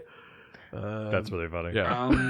So we laughed about Alan. Dr. Fate's magic. Money doesn't matter. Yeah. Well, plus he automatically gets the Tower of Fate hanging out in Salem. So it's like, okay, the dude doesn't even have to worry about property taxes. Yeah. It's a mystic tower that can just fold into another dimension. Yeah, it's rent controlled to interdimensional. Johnny Thunder's got a genie. He's fine. Well, actually, also Johnny Thunder at one point was wealthy because his adopted daughter, Peachy Pet, started a frozen yogurt empire while he was seemingly lost for years in another dimension. So when he came back during the Len Straczewski pareback run, he found out like, oh yeah, because he gave her the loan, you know, years ago when he was when she was, you know, starting out as a businesswoman. Yeah. Well, it wasn't that it was come to collect. It was that, you know, like he had it's like the people who had the original controlling stocks in Apple and never sold. Yeah. That helped them provide them with enough funds to live comfortably. Yeah. You know, there's so always Johnny was money able in to the live yogurt comfortably. stand. I do love comics for that. We'd be like, we need a business that like we haven't used before. We can't just have like another architect. We're like, frozen yogurt mogul. Yeah. Well, okay. I mean, let's not forget that they devoted an entire Seinfeld episode to frozen yogurt people. Oh, Very yeah, true. absolutely. The 90s was all about the frozen yogurt. It's low fat. It's good for you. Yes. So good. All right. Let's go to the next question. All right. From Edward Wynn, who asks, during this time, who was the best martial or a material artist? Is it? I think material? they meant to write martial Okay, who's artist. the best martial artist? Who's the best material artist? Best martial? Who's the best with fabrics? Yeah, who's the best like at textiles? Yeah. Oh, that's easy. Cyclone, Ma Hunkle's granddaughter, because she was a theater student. That's right. Fair. Yeah. See, we did answer it, but martial artist. Martial artist. Yeah. I mean, Ted Grant has to be up there. He's that heavyweight champ. The Judo original master. Judo master. You know, so this is a character that got brought into the Justice Society, but was originally part of Charlton Comics. Mm-hmm. But yeah, Judo master is basically like an untouchable martial arts master. Black Canary. Oh yeah. Those are everybody else. I don't know. Those are probably the top 3. I think you got a lot of really powerful people that don't need to learn how to fight. Yeah. Well, You know, like you get like, you know, Alan. I'm sure Alan can throw a punch. I'm sure Jay can throw a punch, but they also don't rely on that. Like Josh said, Black Canary had no powers, so that was all fighting ability. Ted Grant, just a guy that put on a cat suit. It's like it's all fighting ability.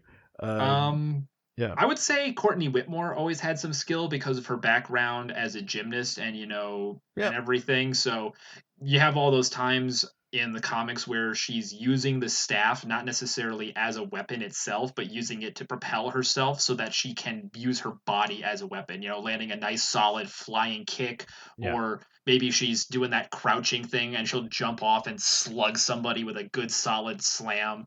Yeah, so I would put like, Courtney up there too. It's like the Nightwing principle of like acrobatics or gymnastics equals martial arts. Yeah. Except in Dick's case, it's like, I was also a circus brat. I'm like the greatest thing on 2 legs, and apparently he's still the best ass in spandex. Oh yeah. Oh my god. That's an ass that won't And quit. yet Chris O'Donnell's ass did nothing for people in the 90s. No, that's North America's ass. I can't wait for like an eventual like Nightwing movie or something. Oh, yeah. I mean, like that. everybody, and everyone would just be like, "Which ass did they cast?" Yes. Like, I mean, everybody was digging on Brenton Thwaites at the end of Titans when he finally put on the Nightwing suit. Oh yeah. Yeah. Why are we talking about superhero asses? I mean, that's half this podcast sometimes. I mean, that's most episodes. Yeah, absolutely. Then how do we not get slammed by the internet for being misogynist? Oh, I ask that question constantly. Because we are only harassing men. That's true. We only go after men. Yeah. Oh, good. It's a rule we found a long time ago. Yeah. Only harass the dude bros. Yeah, and then you're good. All right, let's leave Twitter and head on over, let's leave Instagram and we'll head on over to Reddit. Where everyone's nice and no one's ever mean. Yeah, that's right. They are. No. Hey, to us, they have been. Our subreddit is a nice little corner. It is. Yeah, if you want a nice quiet sort you guys of like have a subreddit. Sunday. Yeah. People, we have some very nice fans out there. Yeah. Last question for the night. All right. Ooh. It's a beast too. And we talked already a little bit about it, but it comes from Almighty Llama 00.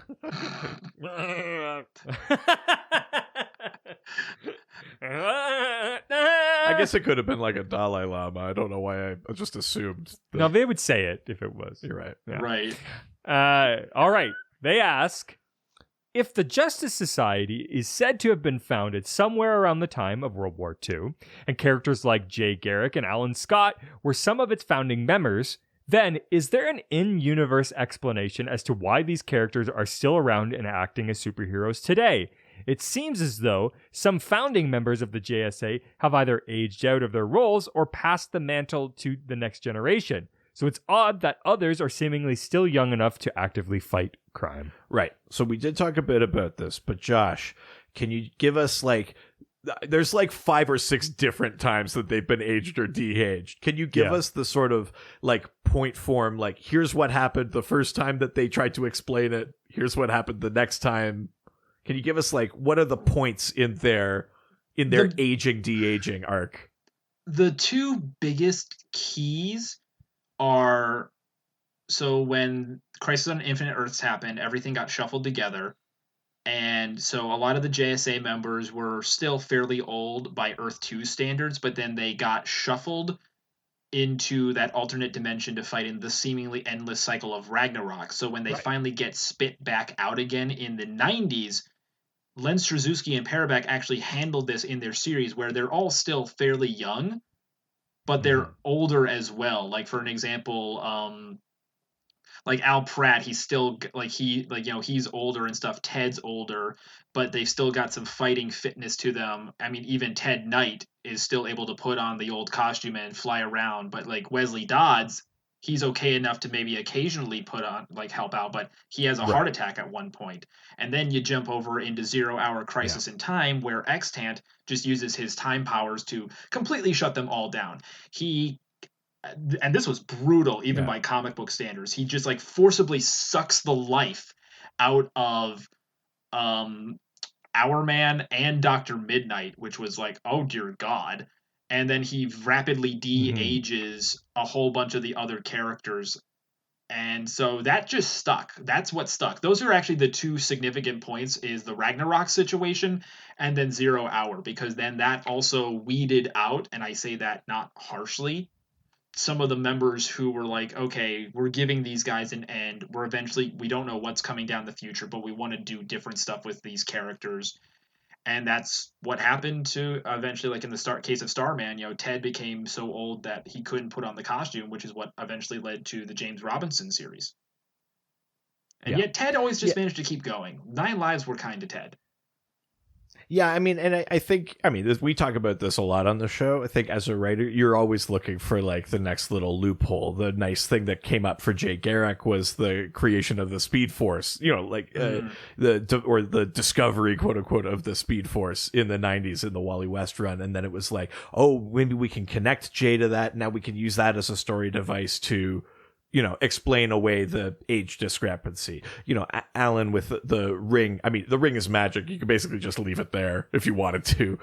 With the Dr. Fate thing, he goes to the Tower of Fate. You could argue that his time spent there is outside space and time, and therefore, when he's coming in and out of that area, time moves different for him, moves different when he is Dr. Fate than when he has the helmet off.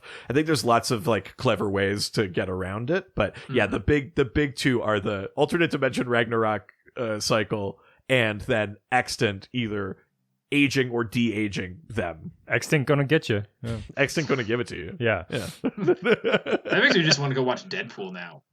Oh yeah. Well, that was the last question. Wow. But we're not done because we've got a game. Ooh, I love games. Goody. I'm excited for this one. I really threw the gauntlet down for this one. Oh God. That's time for everyone's favorite game called Can You Guess the Name of the Character based on how someone who does not read comic books can describe that character to us. Oh. Catchy title. We're going to smoke this. So, if you don't know the rules, basically, I send a photo of a DC character to my wife who does not care, nor does she read for comic books. But she sends us some clues on what she sees, and we try to guess what it is. I know it, but our guest today and the doctor do not. And keep in mind, these clues are, because she doesn't read comics, they're only based on whatever specific image Richard has chosen to show her. So the clues might be helpful, or they might completely throw you off course. I've had weeks where it's both. Yeah, absolutely. Also, you can guess as many times as you want. You can guess on each clue. You can wait for multiple clues. It's totally up to you. There's no particular way to play this other than trying to actually guess it. Yes. Wrong and strong. Wrong and strong is my approach. Yeah. That should be on a mug. Absolutely. Tattooed right on your mug. A mug with no handle. You just have to hold the hot mug. Wrong and strong. Basically a mason jar, but instead of moonshine, it's coffee and bourbon. Yeah. Ooh. Love it. All right. Are you ready for today's clues? Let's do it. First clue. Very simple. Bald and beautiful. Bald and beautiful? I'll just throw it at Lex Luthor. No. Yeah, I've really thrown down the gauntlet. Lex Luthor. You could be trying to throw me off the set. Maybe I am. Josh, do you have a guess? Do you want to wait for another clue? Bald and beautiful.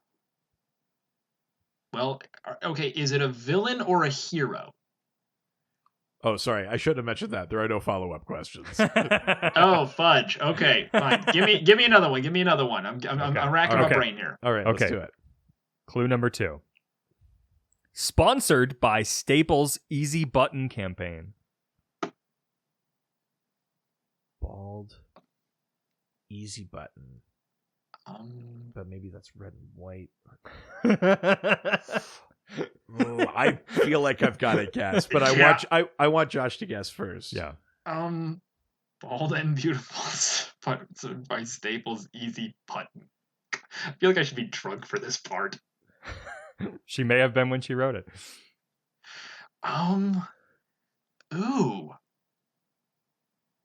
Huh. I got nothing. Like, I'm trying here, but this is good. I can't remember if this character is bald or not, but I'm just going to throw it out there. Calculator? No. Okay. Ooh. All right. Any other guesses? No, let's get another clue. Okay. I like this. This is a good one. Big fan of Prince and the Minnesota Vikings. What? Okay.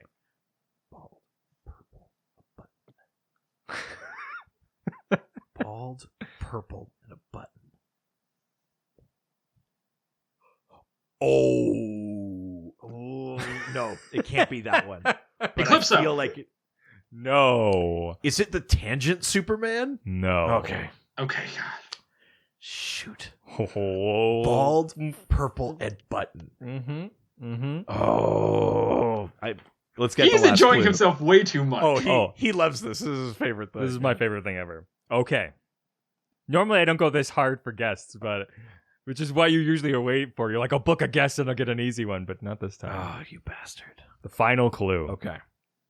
Dear God. Harnesses the power of fettuccine noodles to hold weapons. What? God, I really must be drunk. Bald. Purple. Noodles.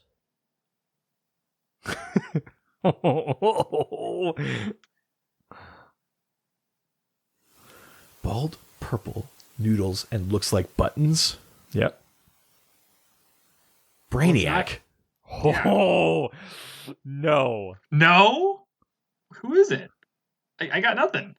Brainiac 5? No. Brainiac 5's not bald. 3. No. Not a Brainiac. No. Fuck. How am I close, but it's not a Brainiac? Brill Docs? Are you ready? Yeah. Oh, this is gonna bug me, isn't Yeah. it? Oh. Is it Luthiac, like from the animated show? Okay, no. then I don't know. Talos. Oh, Talos. Son of a bitch.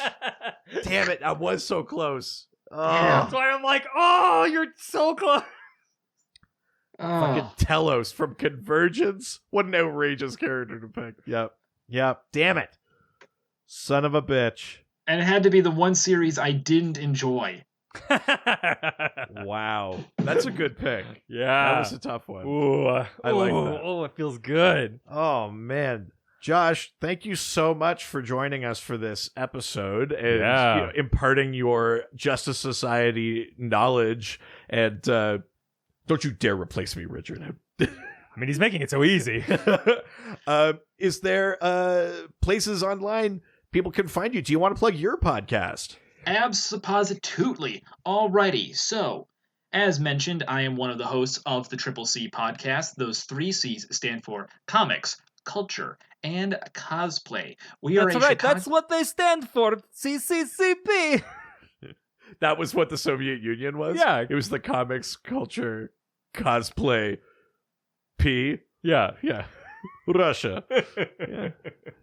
You're a couple years too late. My former co-host Kevin already made plenty of Russia jokes way back when we first started. Not here. Good effort, though.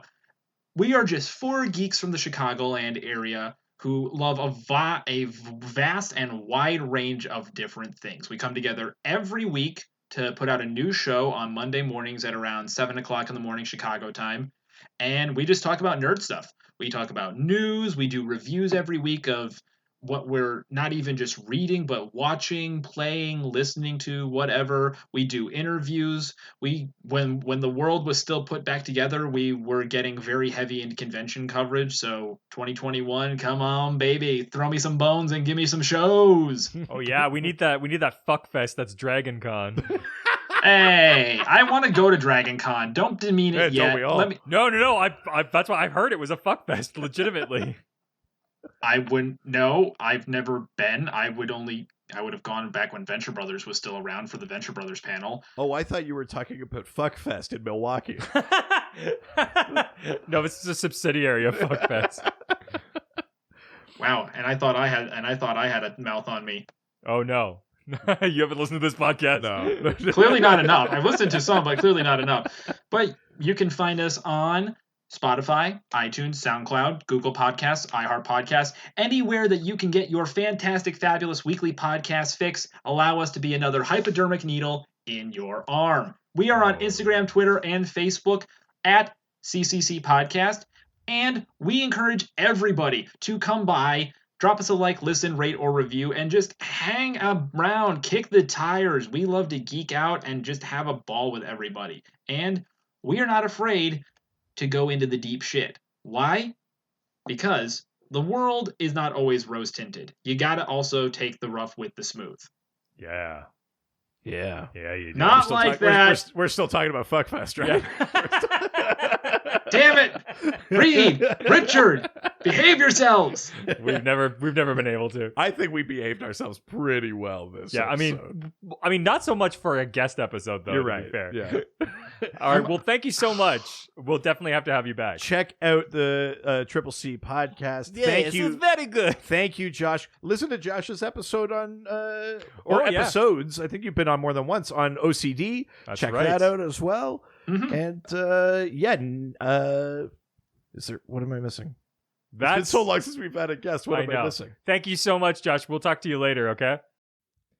And of course, we want to hear from you as well. And there's a ton of places to do so. Maybe you want to send a question for next week's episode. That's right, as selected by our Golden Age Patreon subscribers, because it's the final regular episode of the year before Dogmas.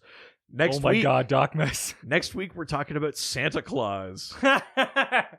So Santa Claus has like continuity appearances. Crazy. Santa Claus exists in DC. Ask your questions about Santa-related DC comics.